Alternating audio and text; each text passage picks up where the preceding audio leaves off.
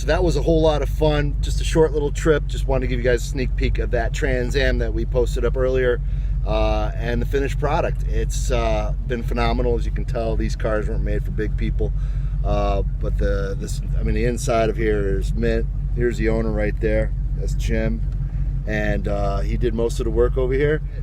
Miss you, Burt Reynolds.